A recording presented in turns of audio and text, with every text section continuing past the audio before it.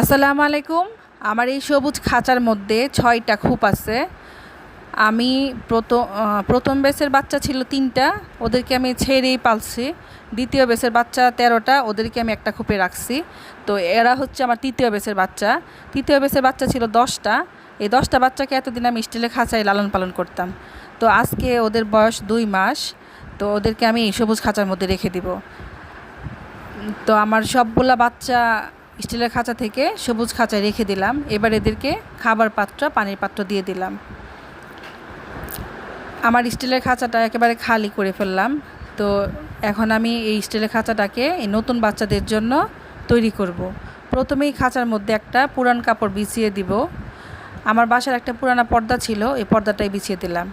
এবার আমি মুরগিটাকে দিয়ে দিব, তারপর বাচ্চাগুলোকে দিয়ে দিব। তো আমার বাচ্চাগুলা দিয়ে দিলাম। বাচ্চা ফুটার প্রায় ১২ ঘন্টা পরে আমি বাচ্চাগুলোকে খাঁচায় দিই। দেখুন আমার মুরগিটা ছোট্ট বুলার মধ্যে থেকে অস্থির হয়ে গেছিল, এখন বড় জায়গা পেয়ে ডানা জাপটাইতেছে। অনেক মানে ভালো লাগতেছে মনে হয় মুরগিটার। তো এই বাচ্চাদেরকে প্রথমে আমি লেবুর রস দিব, লেবুর রস দিয়ে চিনির শরবত দিব। এই চিনির শরবতটা দেওয়ার ১ ঘন্টা পরে ১ মুঠ ফিড ওদেরকে দিয়ে দিব। নতুন বাচ্চাদেরকে স্টিলের খাঁচার মধ্যে রাখার একটা কারণ আছে। আমার কাছে মনে হয় যে স্টিলের খাঁচার মধ্যে রাখলে ঠিকমতো ওদেরকে ওষুধ দিতে পারি, খাবার দিতে পারি। সবচেয়ে বড় সুবিধা যেটা, সেটা হচ্ছে আমি রাতের বেলায় ওদেরকে মশারি দিয়ে ঢেকে দিতে পারি। এর ফলে মশার আক্রমণ থেকে বাচ্চাগুলোকে বাঁচানো যায়। তো আমার খামারটা খুব বেশি দিন হয় নাই। আমার এই খামারটার টুকটাক সব কিছু আপনাদের সাথে শেয়ার করতে চাই, আপনাদেরকে জানাতে চাই। আপনাদের যদি ভালো লাগে তবে আমার এই ভিডিও করাটা সার্থক হবে। আপনারা আমার সঙ্গে থাকবেন, আমাকে সাপোর্ট করবেন, বেশি বেশি করে আমার ভিডিওগুলো দেখবেন।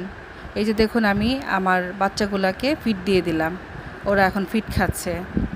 তো এবার আমি আমার খামারের বাচ্চা মানে যেভাবে সেট করছি একটু দেখাই।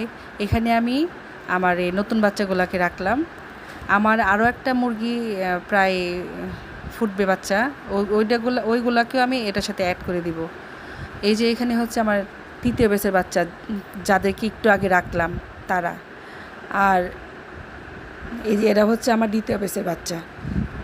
আপনারা আমার আমার খামারের জন্য দোয়া করবেন। ভালো থাকবেন, সুস্থ থাকবেন।